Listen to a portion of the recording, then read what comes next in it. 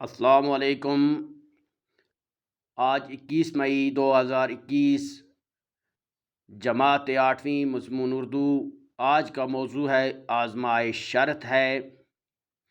ایک بوڑھے آدمی نے مرتے وقت اپنے اکلوتے بیٹے کو نصیحت کی کہ بیٹا، آزمائے بغیر کسی کو اپنا دوست نہ بنانا، اور کسی نہ کسی مرحلے پر اپنے عزیزوں اور رشتہ داروں کو بھی کسی آزمائش کے وقت ضرور پرکھنے کی کوشش کرنا، تاکہ آئندہ کے لیے تمہیں تجربہ حاصل ہو۔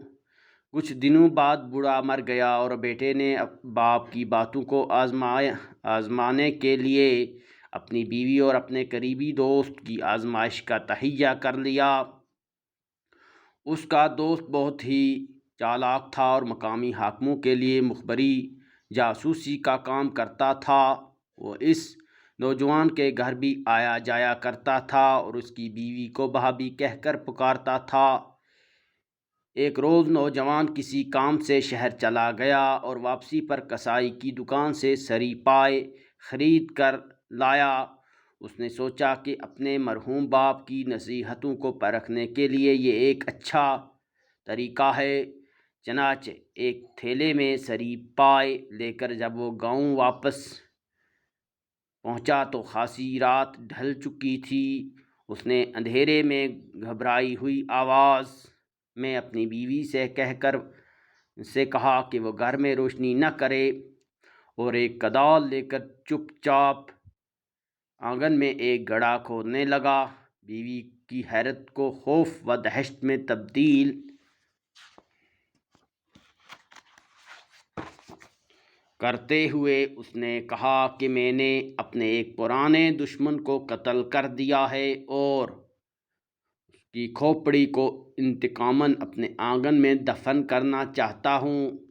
بیوی چپ چاپ کھودتی رہی اور نوجوان نے اپنے ہاتھوں سے تھیلے میں رکھی ہوئی دشمن کی کھوپڑی دفن کر دیا۔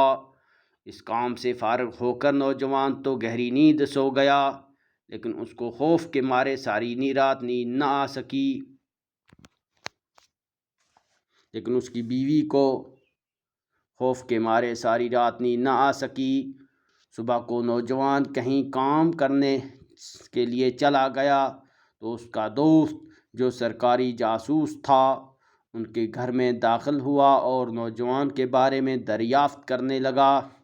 اس نے دیکھا کہ نوجوان کی بیوی کے چہرے پر ہوائیں اڑ رہی ہیں اور اس کی آنکھیں سرخ ہو رہی ہیں۔ پہلے تو وہ سمجھا کہ میاں بیوی میں کچھ ناچاکی ہو گئی ہوگی، لیکن یہ بات اسے خلاف معمول محسوس ہوئی۔ اس نے پوچھ ہی لیا کہ بھابھی، سچ بتائیں کہ کیا بات ہے؟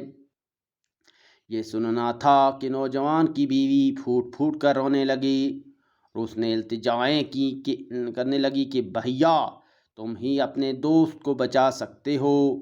اس نے کہیں جا کر اپنے کسی پرانے دوست کو قتل کر دیا ہے اور اس کا سر کاٹ کر لایا ہے، جو رات کے اندھیرے میں ہم دونوں نے گڑھا کھود کر آنگن میں چھپا دیا ہے۔ سرکاری مخبر نے خاتون کو دلاسا دیا، گھبرانے کی کوئی بات نہیں، اور الٹے پاؤں اپنے دوست کی تلاش میں جا نکلا۔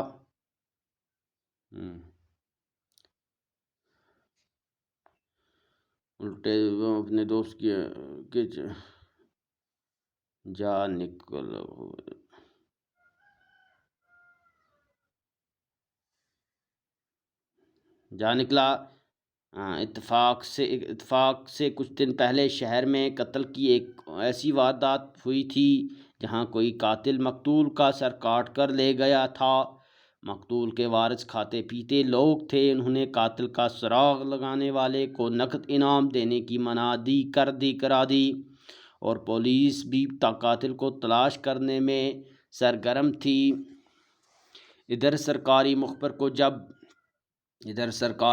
کو جب اس بات کا علم ہوا تو اس سے یقین ہو چلا کہ ہو نہ ہو یہ کام اس کے دوست نے کیا ہے۔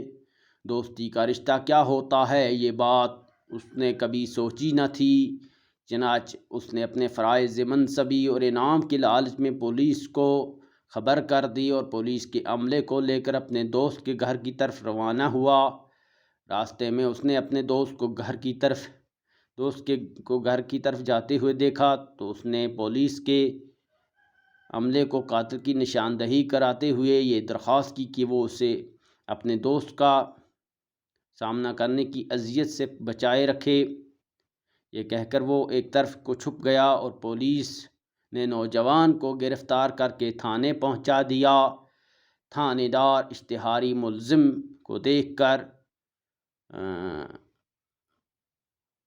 خوشی سے پھولا نہ سماتا تھا اور اس نے فوری طور پر تفتیشی عملے کو ملزم سے اقبال جرم کروا کر مقتول کا سر اور آلات قتل وغیرہ برآمد کرنے کا حکم دیا۔ یہ سن کر نوجوان نے، جو کسی طرح بھی قاتل دکھائی نہیں دیتا تھا، تھانے دار سے کہا کہ حضور آپ میرے ساتھ میرے گھر تشریف لے چلیے، میں اعلیٰ قتل اور سری پائے دونوں کی نشاندہی کراؤں گا۔ تھانے دار نوجوان کے منہ پر ایک زوردار تھپڑ رسید کرتے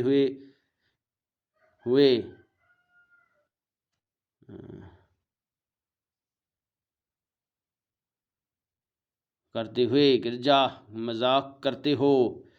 نوجوان نے دل برداشتہ لہجے میں جواب دیا کہ جناب میں مذاق نہیں کر رہا ہوں، آپ مجھے میرے گھر تو لے چلیے۔ تھانے دار نوجوان کو ساتھ لے کر اس کے گھر پہنچا تو نوجوان کی نشاندہی پر گڑھے میں سے وہ تھیلا برآمد کیا گیا جس میں سری پائے رکھے ہوئے تھے۔ نوجوان نے تھانے دار سے مخاطب ہو کر کہا کہ حضور مقتول کا سر تو آپ نے ملاحظہ فرما لیا، اب آلات قتل باقی ہیں۔ ان میں سے ایک آلہ تو میری بیوی ہے جسے آزمانے کے لیے میں نے یہ ڈھونگ رچایا، اور دوسرا آلہ آپ کا وہ مخبر ہے جسے آزمائے بغیر میں نے دوست بنایا تھا۔ اب تھانے دار سمجھ گیا کہ یہ سارا قصہ محض آزمائش کا تھا۔